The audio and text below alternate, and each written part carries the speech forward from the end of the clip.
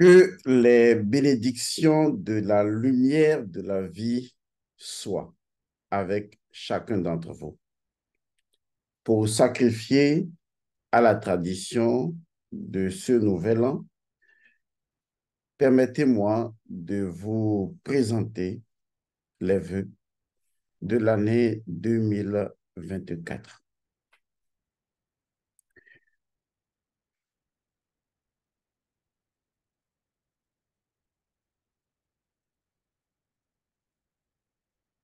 Au nom de la vie suffit. Amen. Au nom de la vie suffit à la vie. Amen. Au nom de la vie se suffit à elle-même. Amen. Au nom de votre vie suffit. Amen.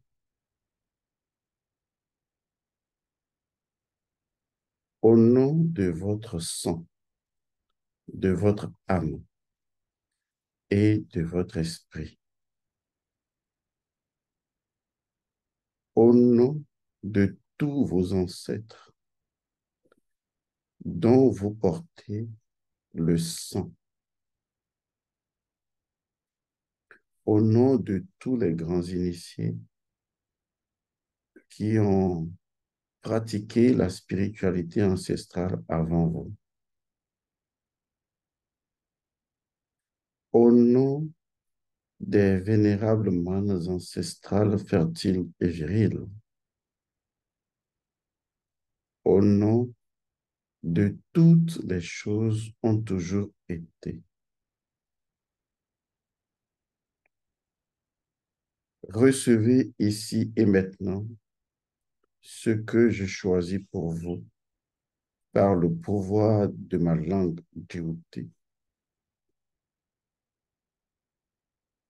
Ce que je choisis dans la force, dans le pouvoir et dans la puissance de toutes les choses ont toujours été, parmi lesquelles je choisis pour vous ici et maintenant l'éveil, l'amour, la guérison, la santé, la paix,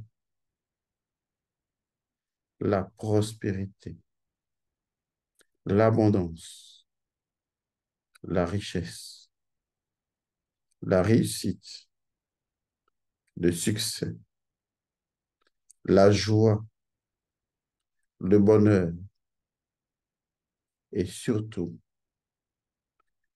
l'esprit de discernement pour choisir en toute lucidité, pour prendre des décisions en toute vérité, pour le bien-être intégral de votre vie et de votre existence. Je choisis tout ceci pour vous, ici et maintenant. Au nom des manes ancestrales fertiles et viriles, de toutes les choses ont toujours été, parmi lesquelles cette énergie est ce que j'ai choisi pour vous. Recevez cette énergie issue de toutes les choses ont toujours été des vénérables manes ancestrales fertiles et viriles et accomplissez, manifestez cette énergie. Acceptez-la. Bonne, heureuse, joyeuse année 2024.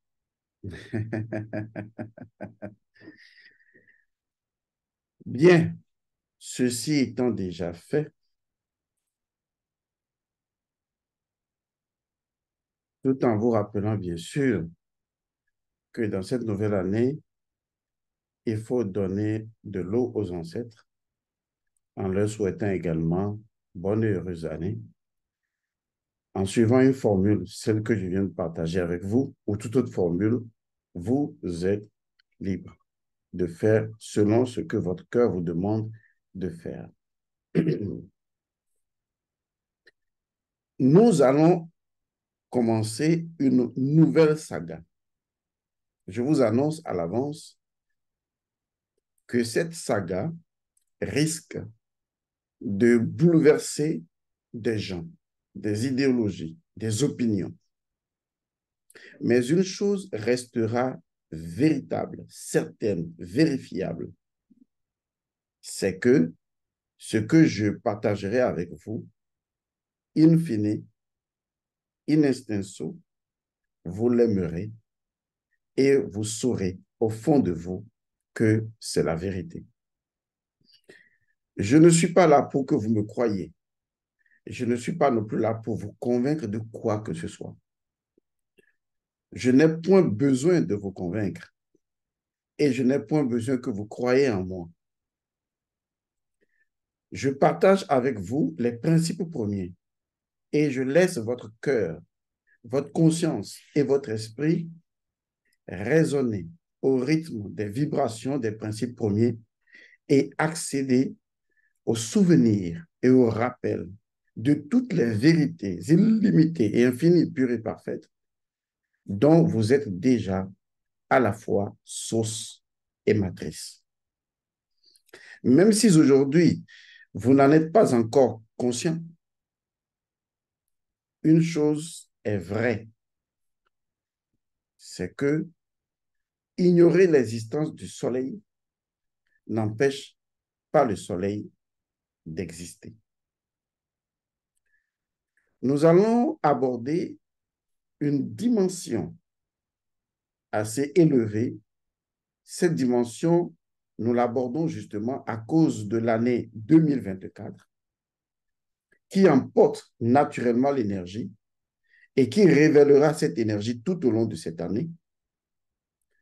Quand je dis que cette année porte cette énergie, cette année porte une petite quantité infinitésimale de cette énergie et révélera cette énergie tout au long de 2024.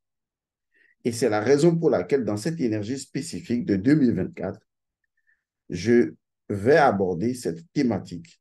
Et il ne s'agira pas seulement d'aborder une thématique, il s'agira également de mettre en place le mécanisme qui sera issu de cette thématique et qui permettra à chacun d'entre vous non seulement d'acquérir la connaissance véritable, vérifiable et certaine, mais également de retrouver le pouvoir, la puissance et primordialement, fondamentalement, la force d'agir et de faire les choses. Nous allons faire une série de capsules très clairvoyantes, très lucides sur la justice divine. Il est important que je l'aborde, que j'aborde la justice divine et surtout que tout au long de ces capsules et de là où je vous conduirai ensuite, je vous révèle, que vous accédiez, que vous découvriez le principe premier de la justice divine. Ce même principe qui vous a été caché depuis des milliers d'années et que je vais vous permettre justement de découvrir. Mais avant de commencer, faisons un peu ce que je pourrais appeler un travail de préparation de notre champ. Parce qu'il s'agit là justement d'un champ. Nous aimerions planter quelque chose de nouveau. Il nous faut donc faire les préparatifs, nettoyer, sacler, débroussailler, faire des choses sur ce champ et apprêter justement le champ. Nous ferons donc 3 grandes capsules qui parleront justement de la justice divine. Laissez-moi vous clarifier l'esprit des choses. Est-ce que vous avez vraiment l'impression, soyez honnête avec vous-même, c'est le premier pas vers l'éveil, être honnête avec soi-même, est-ce que vous avez vraiment l'impression, est-ce que vous êtes sûr, convaincu, certain, soyez honnête avec vous-même, en regardant tout ce qui se passe sur cette petite planète bleue, est-ce que vous avez l'impression, est-ce que vous êtes convaincu, est-ce que vous êtes certain qu'il y a vraiment une justice divine? Je pense qu'à un moment donné, chacun d'entre vous s'est vraiment posé cette question. Lorsque vous vous êtes retrouvé en position de victime, lorsque vous êtes retrouvé dans des positions dans lesquelles vous sentez que vous êtes abusé, ou vous sentez que vous êtes méprisé, ou vous sentez que vos droits, selon les droits de la société, n'ont pas été respectés, et même le droit d'être humain n'est pas respecté, lorsque vous vous sentez qu'il y a en vous quelque chose d'inconfortable qui vous fait appréhender le monde comme s'il n'y avait pas d'équité, peut-être d'égalité ou de justice ou même d'harmonie. Lorsque certaines choses arrivent à votre vie, comme lorsque vous estimez mériter quelque chose et que la chose que vous semblez mériter peut-être ne vous mérite pas ou que la chose ne vienne pas à vous, je pense qu'à un moment donné, chacun d'entre vous s'est vraiment posé cette question. Est-ce qu'il y a, punaise, une justice divine? C'est vraiment la grande question. Et nous allons résoudre cette questionologie une fois pour de bon. Lorsque vous parlez de justice divine, les gens veulent vous convaincre que le pouvoir de l'exécution ou le pouvoir exécutif, et c'est vrai, de la justice divine, résout ce que vous appelez la justice divine dans le monde, même au cœur de l'injustice des hommes. On vous parlera alors du karma. En fait, il y a des personnes dont la connaissance est très fortement limitée et leur langage rébarbatif est clair. Quel que soit ce qui vous arrive, c'est votre karma. Quel que soit ce qui vous arrive, c'est votre karma. Comme si ils ont appris le karma nouvellement à l'école comme un enfant qui va apprendre pour la première fois les arts martiaux et qui ne connaît pas autre chose. Et qui se met à répéter à qui mieux, c'est. Et vous allez les entendre, quel que soit ce qui vous arrive, eh bien, pour eux, c'est le karma. C'est votre karma, c'est le karma. Si ce n'est pas votre karma, ça ne va pas vous arriver. Attention, je ne dis pas que ce qui vous arrive n'est pas le karma. Il faut bien comprendre ce que je vais dire. Mais lorsque vous sortez cette vérité assez limitée aux gens en disant, tu es malade, c'est ton karma. On t'a viré injustement de la société, c'est ton karma. Tu as perdu tes biens, c'est ton karma. C'est ton karma. Alors, on se posera finalement la question de savoir, est-ce que le karma n'est pas une loi de punition, en fait? Mais est-ce que vraiment le karma est une loi de punition?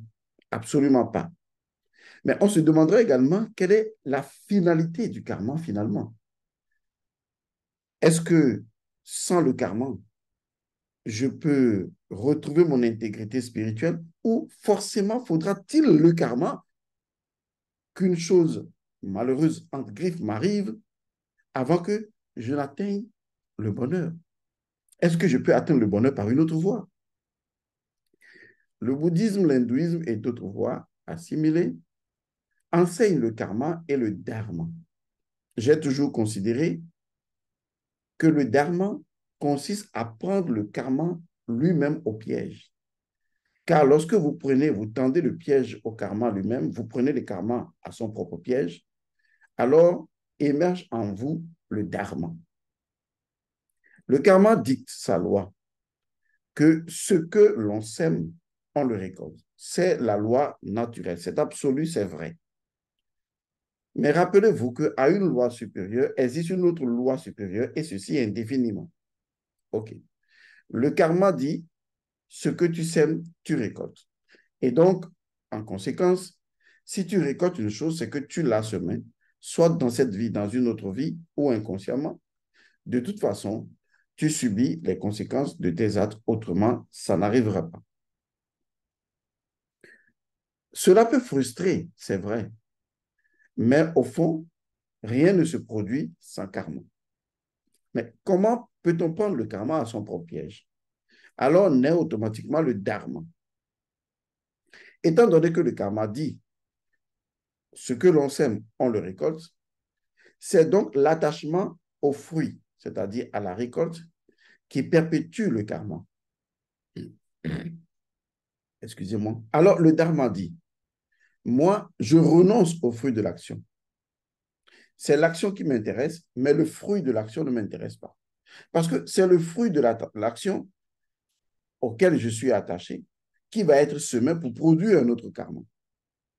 Mais comme je ne veux pas du fruit de l'action, c'est-à-dire je ne suis pas attaché, je ne suis pas dépendant du fruit de l'action, alors je mets fin au karma. Ce qu'on appelle tout simplement le dharma.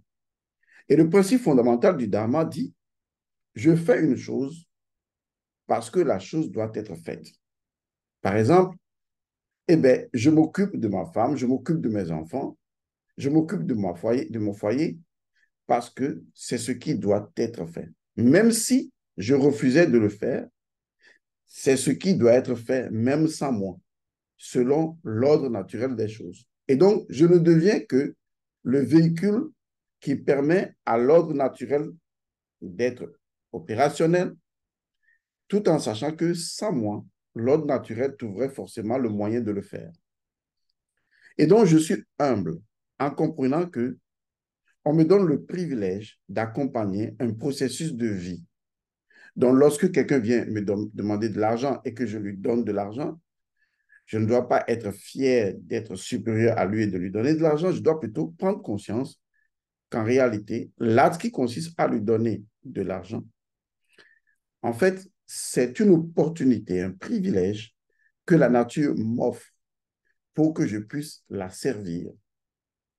Et donc, je fais ce acte-là parce que c'est ce qui doit être fait, comme si je ne fais qu'accompagner l'ordre naturel des choses. À partir de ce moment, vous comprenez que mon ego ne me lie plus au fruit de l'action. En fait, l'acte que je fais n'est plus personnalisé à moi. Parce que c'est dans la personnalisation d'un acte que l'on pose qu'intervient la relation karmique. Mais quand je pose un acte en sachant que c'est un acte universel qui se poserait de toute façon, que ce soit avec moi ou sans moi, alors je ne suis plus égotiquement lié à cet acte.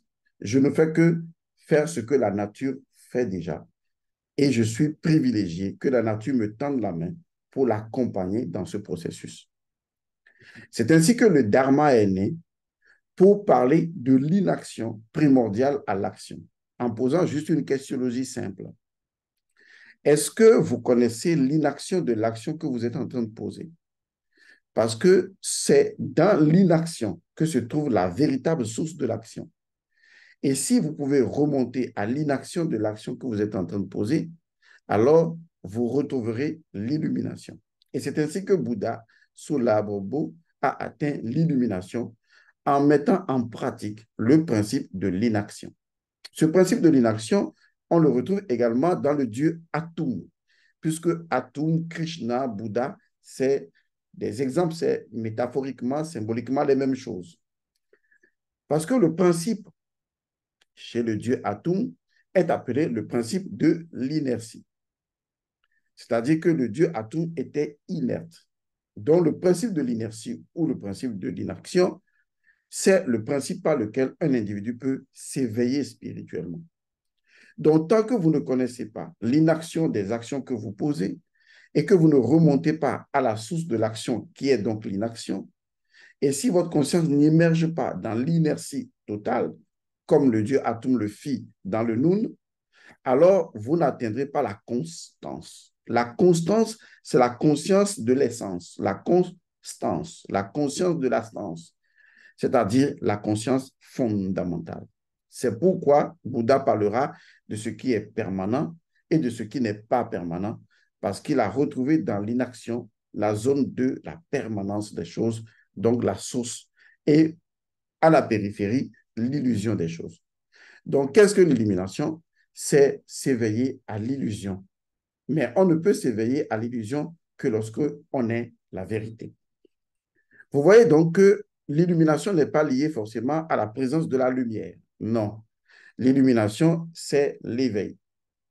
Mais il faut aussi reconnaître que en dehors de l'éveil, il y a la possibilité dans le bouddhisme ou dans d'autres traditions similaires d'atteindre le nirvana ou le nirvikalpa samadhi ou d'autres formes de conscience qui sont des consciences de pure transcendance. Cette conscience fut donc la vérité du Dieu Atum avant qu'il ne créa, on va le dire comme ça, n'engendra le premier couple, à savoir Shu et Tefnut. Car seul l'éveil pouvait donc les engendrer. Je ne vais pas m'éloigner de ce sujet, on reviendra sur le code secret de Bouddha et peut-être que je vous aiderai, rien qu'en parlant avec vous, je vous conduirai à atteindre l'éveil. Parce que lorsque vous atteignez l'éveil, vous voyez, vous comprenez, vous savez. Les gens pourront dire ce qu'ils diront, mais vous savez, c'est tout. Il n'y a pas de discussion sur ça. Le mental n'a plus son intervention à faire, car vous avez découvert l'inaction de votre corps physique, l'inaction de votre corps astral, l'inaction de votre corps mental. Et une fois que tous ces corps sont plongés dans l'inaction de leur action, émerge automatiquement la conscience fondamentale et la conscience transcendantale. Ce qui m'intéresse aujourd'hui, comme je l'ai si bien commencé, c'est la justice divine. Parce que tout ça nous conduit justement à cela. Beaucoup de personnes se demandent vraiment, au regard de la loi du karma, même en fait, est-ce qu'il y a une justice divine? Prenons l'exemple le plus palpable. Quand on regarde l'histoire des Africains, la traite des Noirs, la maltraitance, tout ce qui s'est passé, beaucoup de personnes pourraient dire, mais c'est le karma. Mais en fait, quand on s'arrête là et qu'on dit, c'est le karma, qu'est-ce que cela nous apporte vraiment d'autre? Parce que certes, c'est le karma, puisque la loi naturelle dit clairement que ce que l'on récolte, c'est ce qu'on a semé, et ce que l'on sème, on le récoltera assurément. Comme le dit Saint Paul dans la Bible des chrétiens, on ne se moque pas de Dieu, ce que l'on sème, on le récolte. Mais est-ce que cela nous permet de comprendre vraiment le principe premier de la justice divine? Eh bien non. Donc, si vous êtes de ceux-là qui répétez à tout bout de champ, c'est un karma, vous n'apportez absolument rien. Parce que, au-delà du karma, vous comprendrez quel est le principe premier de la justice divine. Dans votre vie au quotidien, il y a beaucoup de choses qui se passent, n'est-ce pas? Exemple, lorsque j'ai fait la capsule sur le retour à l'envoyeur, énormément de personnes s'étaient intéressées.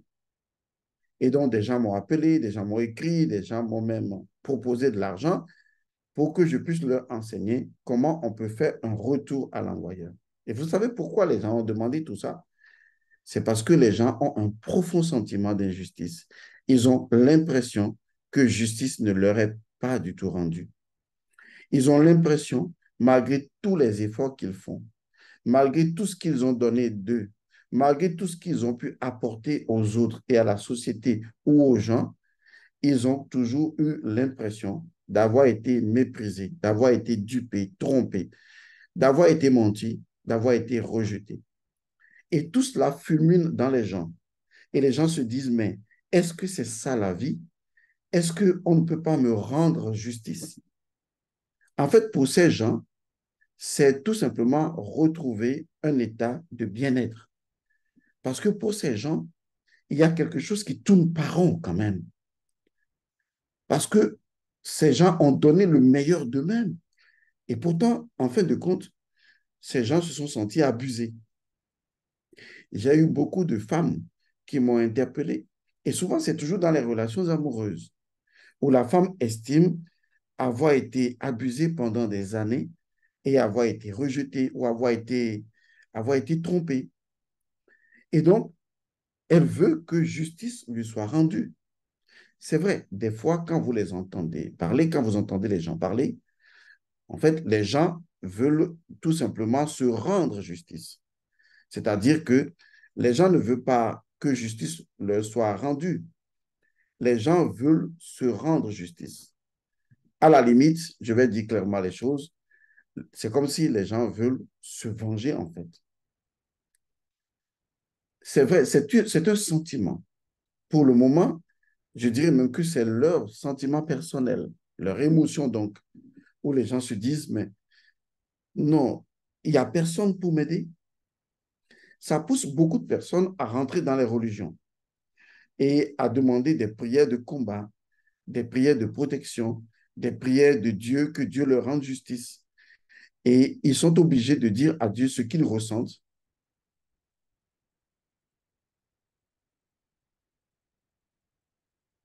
Ils sont obligés de dire à Dieu ce qu'ils ressentent. Et quand ils ressentent tout ça, eh bien, ils ne sont pas à l'aise. Vous voyez que la question de la justice divine, elle est fondamentale. Elle est plus profonde que vous ne pouvez l'imaginer. Parce que tant que les gens ont comme l'impression que justice ne leur est pas rendue, ils sont frustrés, ils sont en colère, ils sont mécontents. Et il y a beaucoup d'émotions contradictoires qui sont en eux. Et à un moment donné, on ne sait ce que cela peut donner. Revenons maintenant à la société. La société n'est véritablement sociale et sociable que lorsque il y a une justice impartiale pour tous. D'ailleurs, l'un des symboles de la justice au sein de la société, c'est la justice bandée, les yeux bandés, pour montrer tout simplement que, justement, la justice, ce n'est pas qu'elle est aveugle, c'est une expression, mais la justice est impartiale. Et donc, elle n'a pas besoin de voir si tu es riche, tu es pauvre, elle rend les choses comme cela se doit. Elle donne donc à chacun ce qu'il mérite. Elle rend à César ce qui est à César et à Dieu ce qui est à Dieu. Mais écoutez, de vous à moi, est-ce que vous avez vraiment l'impression qu'il y a une justice sociale? Est-ce que vous avez vraiment l'impression qu'au regard du droit et de la loi, est-ce que les hommes qui ont fait le serment de protéger et d'utiliser les lois du droit pour rendre vraiment la justice, est-ce que vous avez vraiment l'impression que c'est ce qui est fait?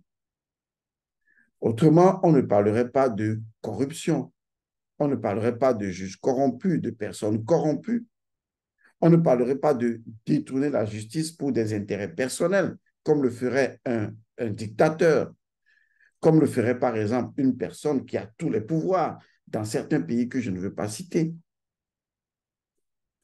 Et donc, quelque part, quoi qu'on dise, les âmes humaines, parce que c'est de ça qu'il s'agit, les âmes humaines vivent un désarroi. C'est comme si ces âmes sont livrées à elles-mêmes. Elles se disent, mais il y a une société qui est créée et justice doit nous être rendue. Mais il n'y a pas de justice qui nous soit rendue. D'autres personnes diraient, oui, il y a de l'injustice. Et d'autres diraient ensuite, oui, l'injustice même est une forme de justice parce que l'injustice t'arrive parce que tu le mérites, c'est ton karma. Vous voyez, ça peut aller loin. Tout simplement parce que les gens ne connaissent pas le principe premier de la justice. C'est tout. Et donc, vivre au sein de la société pour que justice vous soit rendue, c'est ce dont les gens ont besoin. Mais quand les gens se rendent compte que ceux qui sont des auxiliaires de justice, que ceux qui doivent rendre justice de façon impartiale, deviennent à la longue des gens corrompus, des gens qui aiment le pouvoir, des gens qui aiment les intérêts, au détriment donc de la justice. Les âmes humaines sont frustrées. Les âmes humaines sont blessées, vivent dans le désarroi, dans la désolation. Et ces âmes humaines se réincarnent encore et encore pour traduire et retraduire au sein de la société, sous des formes diverses, leur désarroi, leurs blessures, leur ressenti d'injustice. Ce qui fait que les gens qui partent et qui reviennent, reviennent avec ce sentiment d'injustice et ont tendance souvent à vouloir se rendre justice eux-mêmes, d'une manière ou d'une autre.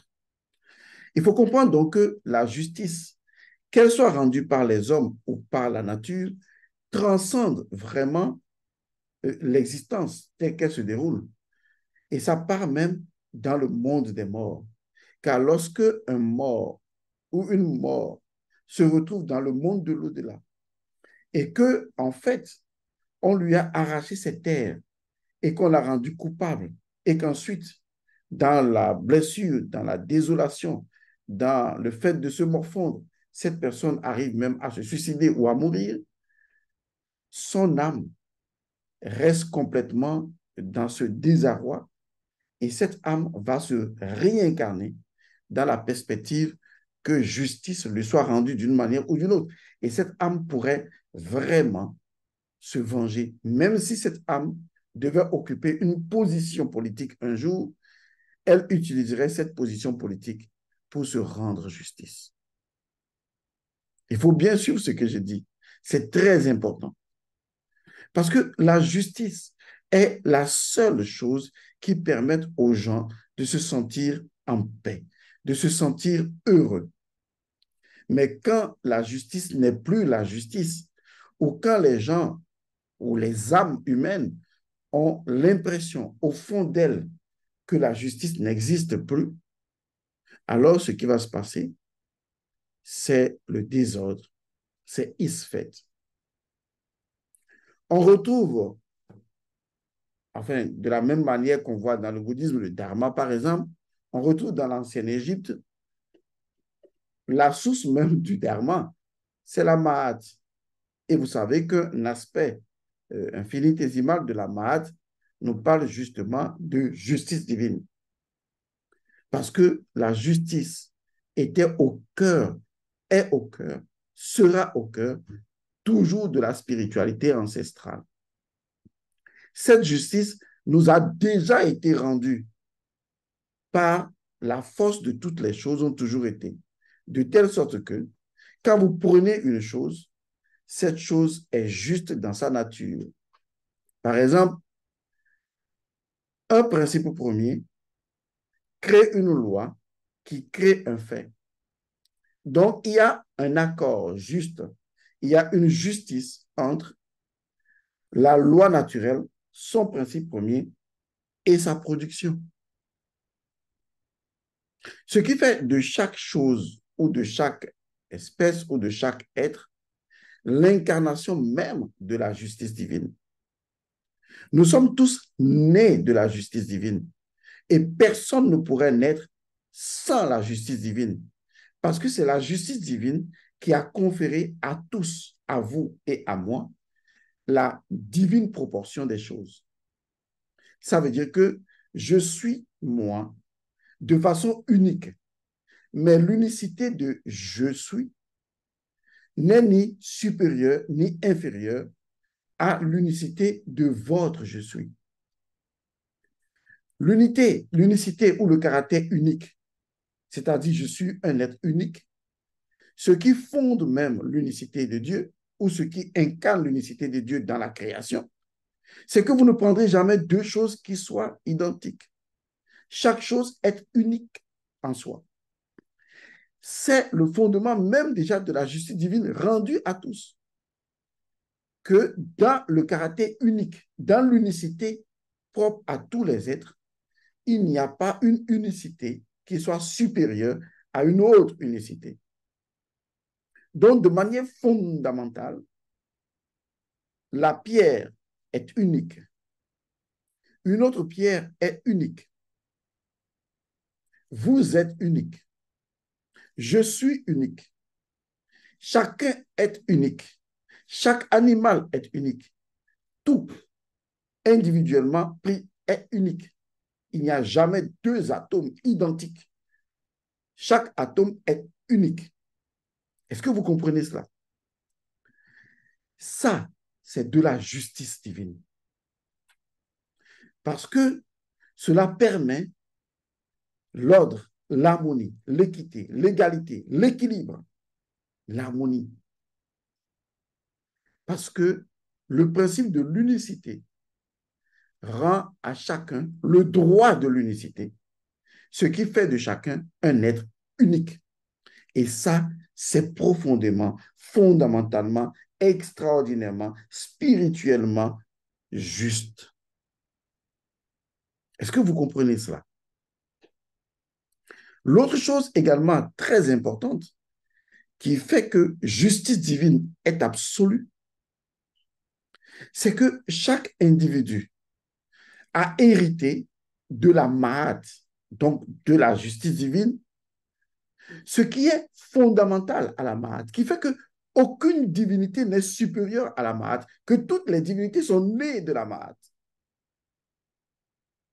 De telle sorte que la Ma'at porte un nom extraordinaire. Dans la spiritualité ancestrale, on l'appelle la souveraineté de la souveraineté. Votre souveraineté vous est accordée par la souveraineté de la souveraineté, la Ma'at. Vous êtes souverain. Je suis souverain. Chacun d'entre vous est souverain. Chaque être unique est souverain. Chaque animal est souverain. Chaque individu est souverain. C'est ce qui fonde d'ailleurs le respect de l'ordre naturel. Parce que je respecte la souveraineté de chaque chose dans la nature.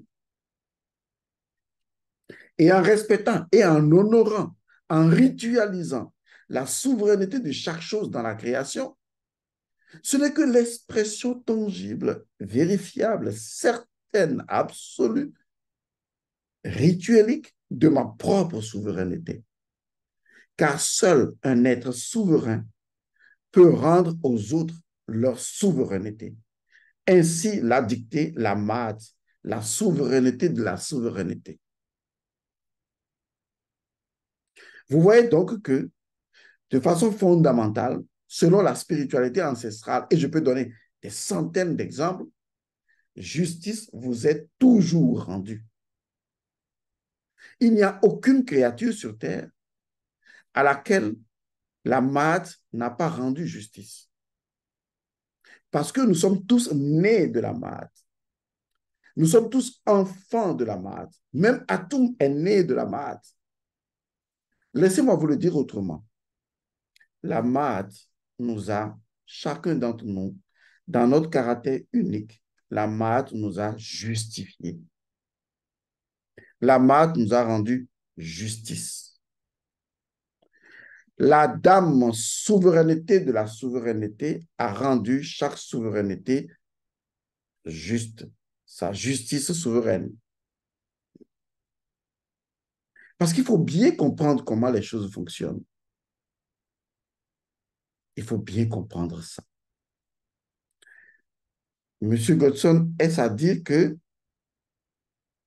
selon ce qui se passe dans le monde aujourd'hui, au sein de la société, où on a comme l'impression qu'il y a une injustice, ou même pas l'impression, il y a une injustice, où, disons, la loi du plus fort est celle qui domine, où les gens vont détruire nos traditions, s'approprier nos réalités. Mais est-ce que c'est juste ça? Où est la Ma'at dans cela? Comment est-ce possible? Et la question à 1 million de dollars vient automatiquement, complètement scandaliser chacun d'entre vous. Et la question est la suivante. Est-ce que c'est la justice divine qui laisse aux hommes le soin de la rendre dans la société, de la rendre mal?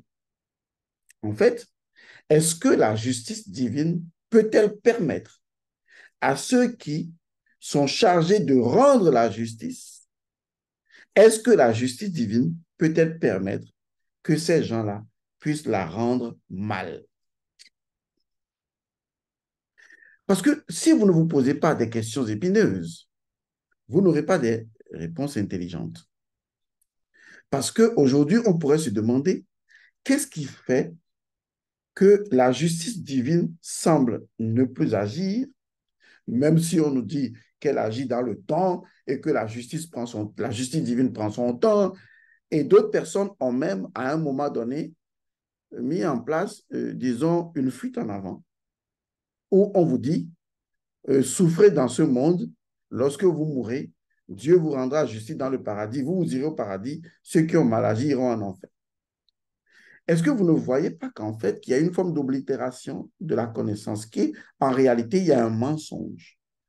Un mensonge qui vient des esprits étriqués, des individus qui ne connaissent rien du tout, des pseudo-connaisseurs, des gens qui vous disent que ne vous en faites pas, même si les choses se passent mal et que vous avez l'impression euh, d'être victime, ou même on sait que vous êtes victime. C'est-à-dire qu'en fait, une personne peut mal agir, mais on peut bombarder toute une population. Donc, voilà. Si vous avez cette impression, on vous dit, ne vous en faites pas, et un jour viendra, et vous savez, et après la mort, il y en a ceux qui iront en enfer et ceux qui iront au paradis. En fait, la scène est la suivante. Lorsque ces religions importées sont allées copier la psychostasie, c'est-à-dire le jugement du dieu Osiris, ils ont cru naïvement, bêtement et maladroitement, de façon ignorante, ces religions ont pensé, comme d'ailleurs beaucoup de traditions africaines qui ne connaissent pas les principes premiers, ont pensé que le jugement d'Osiris, la justice divine, ne peut être rendu qu'après la mort. Parce que justement, on fait montre du livre des morts, du jugement d'Osiris, et on a comme l'impression que la véritable justice ne peut être rendue que lorsque le défunt quitte cette dimension terrestre. Et donc, les religions se sont appropriées cette idéologie et ont expliqué aux gens que Dieu rendra justice pour vous après votre mort. C'est une aberration. C'est méconnaître vraiment la dimension proto-principielle du jugement d'Osiris, qui est la justice divine et qui n'a rien à voir avec le jugement du défunt, mais qui peut exister dans l'existence même avant votre mort. Osiris rend justice. Laissez-moi vous expliquer les choses de façon claire et nette. Mais oubliez hein, cette aberration où on vous raconte que oui, tôt ou tard, ben, vous irez au ciel et Dieu va vous rendre justice. En fait, il y a également un autre mensonge, c'est le futur. En fait, dès que quelque chose se passe dans la vie, les gens disent, en tout cas, Dieu me rendra justice. Les gens disent, Dieu rendra justice. Mais écoutez,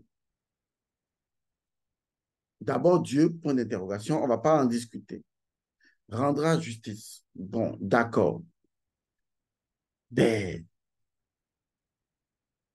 quelle est la garantie que vous avez? Parce que si je vais acheter un appareil dans un groupe d'appareils, je teste au moins un appareil et je vois que l'appareil fonctionne.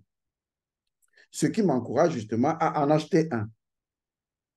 Mais si je viens dans une boutique et qu'on me présente un appareil et qu'on me dit que, écoutez, l'appareil, on ne peut pas le tester hein, ici, on n'est pas sûr que l'appareil marche, mais bon, quand tu iras chez toi, l'appareil pourra marcher.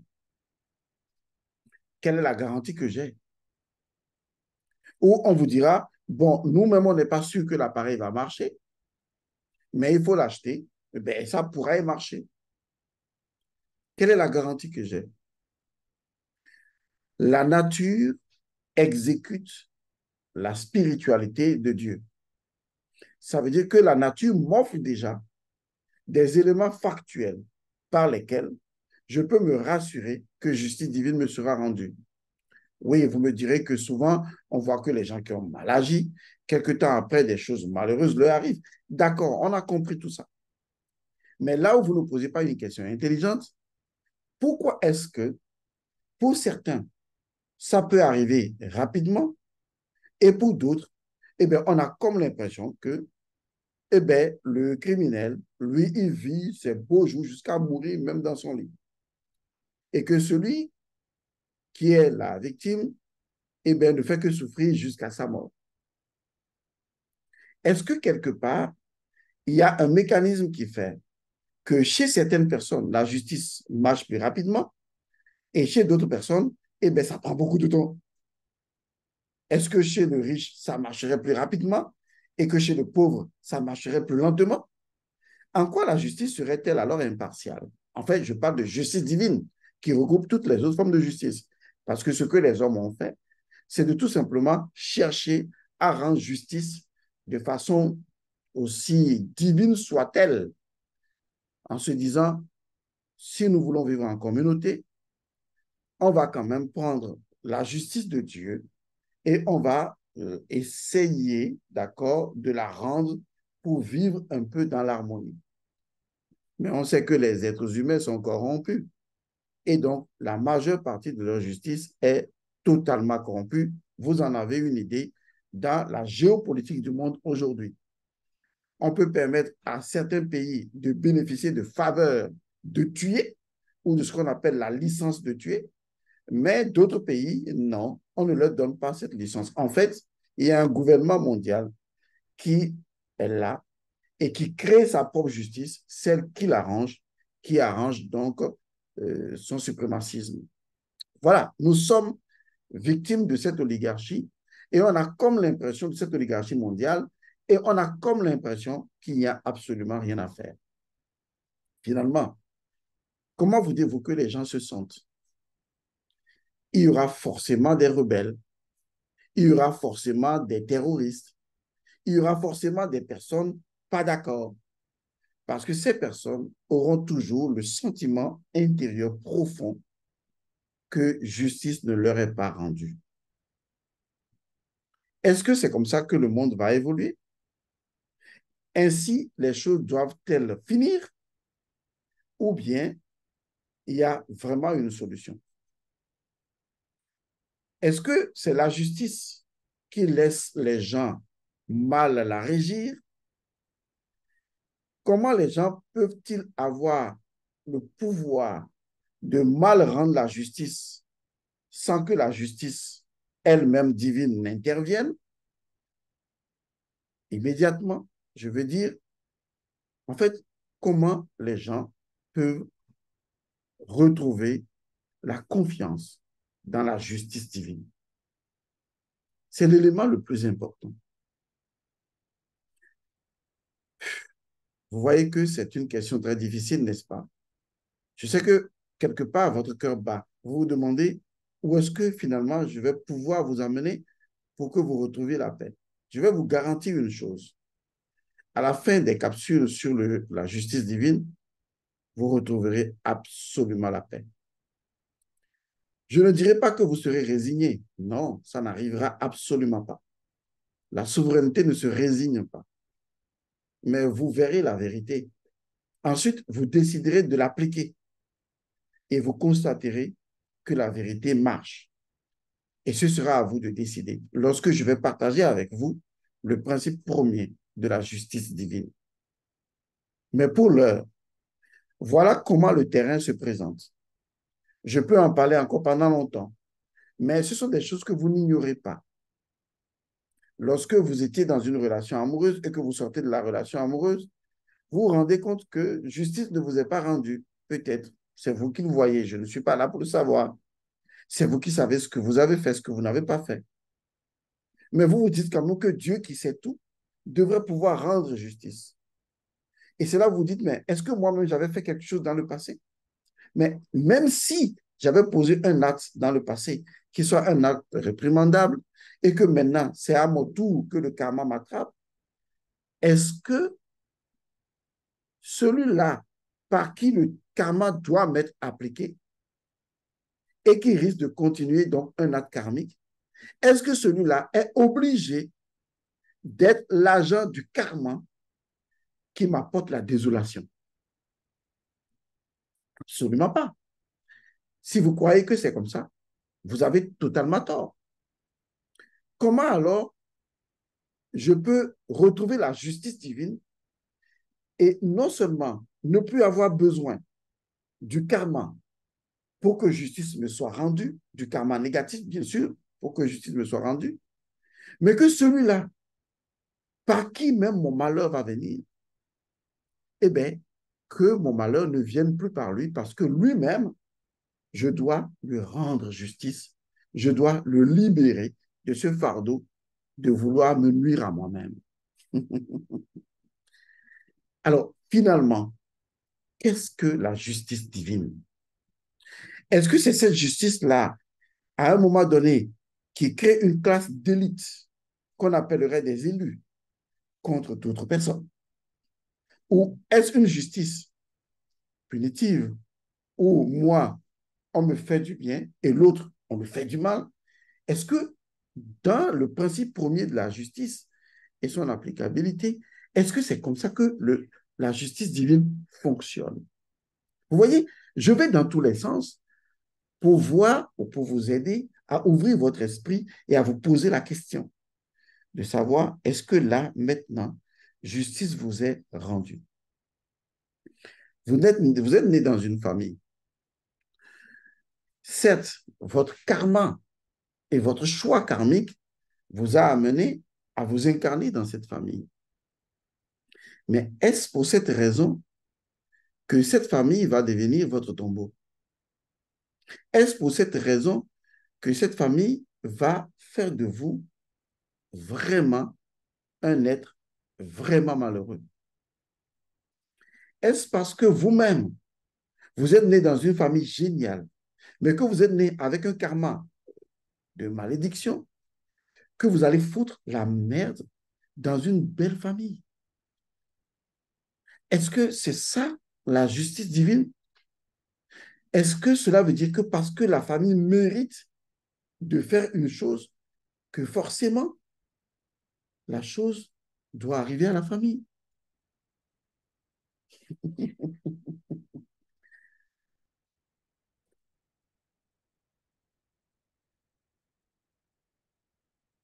Cela pose la problématique de la finalité du karma et de la justice divine.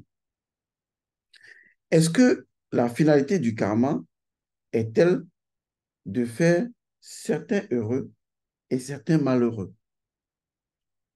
Je reprends. Est-ce que la justice divine, lorsqu'elle est appliquée, va apporter à certains le malheur, apporter à d'autres le bonheur? Est-ce que c'est ainsi que la justice divine va-t-elle opérer? Ma réponse est automatiquement non. C'est une méconnaissance de la justice divine. C'est une méconnaissance de la Mahat. Rappelez-vous, je viens de vous dire qu'au commencement, nous sommes tous engendrés par la Mahat. Nous sommes tous nés de la Mahat. Et que la Mahat a justifié chacun de façon équitable en donnant à chaque chose, à chaque être, à chaque vivant ou à chaque incarné, quelle que soit sa forme, son caractère unique. Et dans ce caractère unique, de son principe unique, la Mahat, qui est la souveraineté de la souveraineté, lui a accordé la souveraineté. Ça veut dire que la Mahat, lorsqu'elle rend justice, lorsque la Mahat rend justice, lorsque la Mahat rend justice, c'est pour la souveraineté de tout le monde. Et surtout, c'est pour le bien-être de tout le monde. C'est pour le bonheur de tout le monde. En fait, tout le monde en tire quelque chose parce que la finalité pour la Mahat, c'est l'équilibre du monde et de l'univers. Alors, qu'est-ce que la justice divine et comment, justement, pourra-t-on la rendre opérationnelle? Nous allons nous arrêter à ce niveau. Ce que je vous propose dans les capsules suivantes, des choses que vous allez entendre très gravissimes, on parlera bien sûr de comment rendre la justice divine. Oui, je vous le dis, vous pouvez rendre justice. Vous devez rendre justice. Il y a une phrase que vous n'avez pas comprise lorsque les anciens disent laissez la Maat rendre justice. Vous traduisez mal l'expression laissez la Maat rendre justice. Vous n'avez rien compris de ce que c'est. Dans les villages en Afrique, des villages qui ont encore la notion de village, la divinité maatique était instaurée, soit au travers d'une divinité où on retrouve la qualité de la Maat, et cette divinité qui est instaurée, qui est là. Et vous faites partie de la communauté. Wallahi talahi. Si vous agissez mal, la Maat agit directement sur vous. Si vous avez volé, vous avez triché, vous avez trompé, vous avez fait des choses, la Maat agit instantanément sur les gens. Vous allez me dire que à l'époque, c'est la Maat même qui faisait ça. Ou bien il existe de grands initiés qui ont découvert le principe premier de la Maat et qui lui ont créé un réceptacle, rendant ainsi la Maat non seulement opérationnelle, mais opératoire, agissante au sein d'une communauté. Et donc, je vous montrerai comment nos ancêtres faisaient. Et c'est ainsi que vous allez laisser des phrases aberrantes du genre, oui, Dieu fera. Un jour, Dieu va nous rendre justice. Un jour. Vous n'avez rien compris. Ce monde appartient à ceux qui sont forts. La force est ce qui maîtrise ce monde. Il y a la force des technologies. C'est la force que détiennent les puissants de ce monde. Mais cette force n'est qu'une pseudo-force. La vraie force, elle est spirituelle. Et cette force appartient à la terre de Kama. Vous devez cultiver cette force contre vents et marées, de telle sorte que la force spirituelle devient une force purement scientifique, opérative, capable d'agir instantanément. Je vous montrerai comment cela peut fonctionner. Parce que là où je vous conduis, c'est que je vais instaurer une telle force. Et vous verrez que la justice sera rendue à chacun. Je sais de quoi je parle. Retenez tout simplement que les gens qui m'ont contacté, oui, Godson, comment faire le retour à l'envoyeur? Les gens m'ont fait ceci, moi-même je veux faire, etc. Calmez-vous. Parce que j'ai comme mission de vous éveiller. Mais vous savez, quand on vous éveille mal, vous pourriez mal agir. C'est pour cette raison que je retourne toujours en moi et je me pose toujours la question.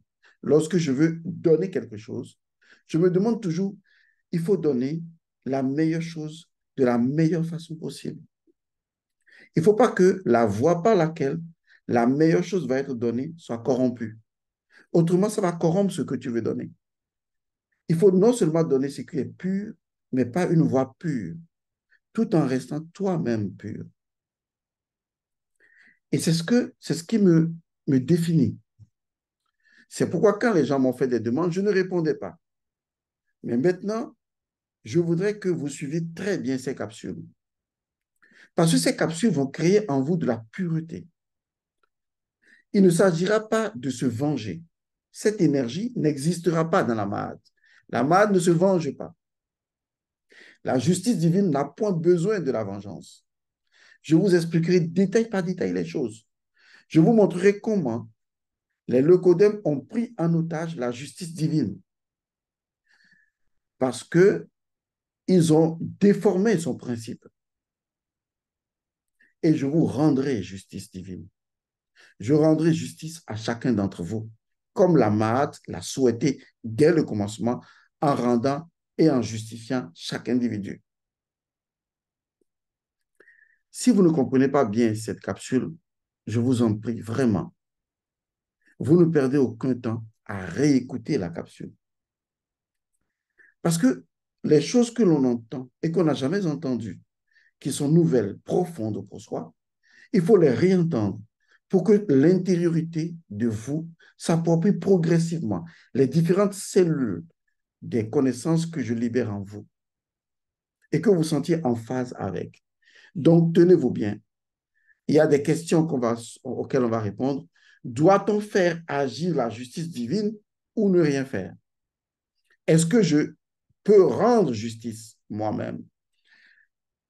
L'autre science vous dira jamais.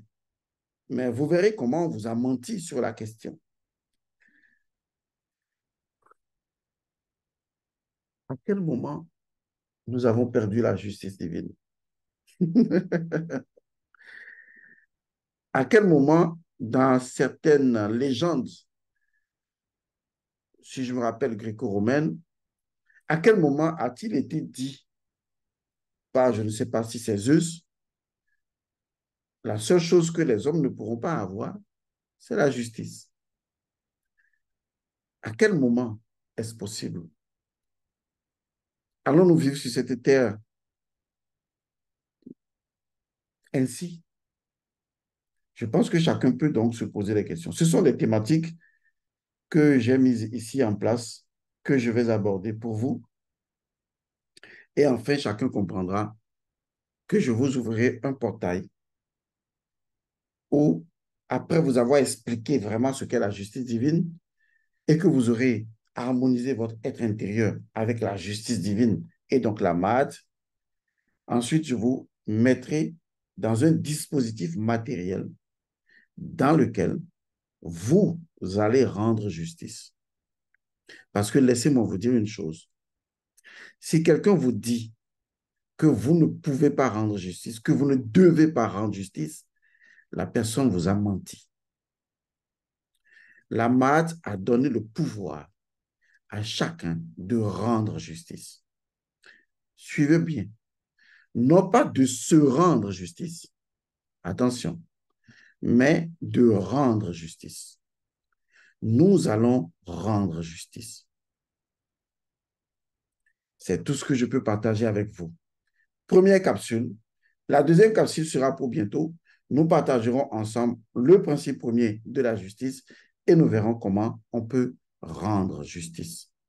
Et lorsqu'on rend justice, vous verrez que vous ne serez jamais négativement affecté. Jamais. Jamais. Mais lorsque on est dans la vengeance, on est affecté. Je vous expliquerai quelle est la finalité de la justice, aussi bien pour vous-même que pour une autre personne. Par exemple, quelqu'un a détruit votre vie et vous faites appel à la Mahat et à son mécanisme scientifique pour produire pour vous la justice divine. Est-ce que c'est dans la perspective de détruire l'autre? Quelle est la finalité que la Mahat va apporter en rendant justice? Je vous expliquerai tout cela. Je vous remercie et paix et bénédiction à vous. Mais tenez-vous bien, d'ici la fin de ce mois, avant même la fin de ce mois, nous mettrons en pratique et en place ce qui vous permettra de rendre justice. Je vous rappelle en même temps que si vous n'êtes pas dans le groupe de Rafeza 2023, un instant.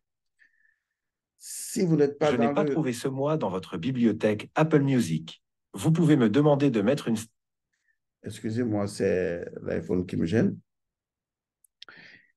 Si vous comprenez bien ce que je dis, d'ici la fin de ce mois, je mettrai en place un mécanisme au sein duquel chacun viendra pour que justice lui soit rendue, pour être clair et net.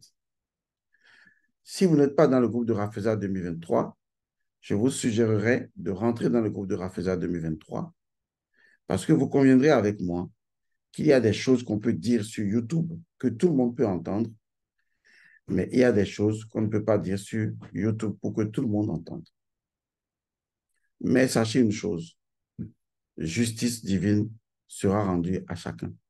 Peut-être pas de la façon dont vous le pensez, mais elle vous sera rendue sans aucune vengeance. Voilà ce qui est essentiel à garder. Paix et bénédiction à vous.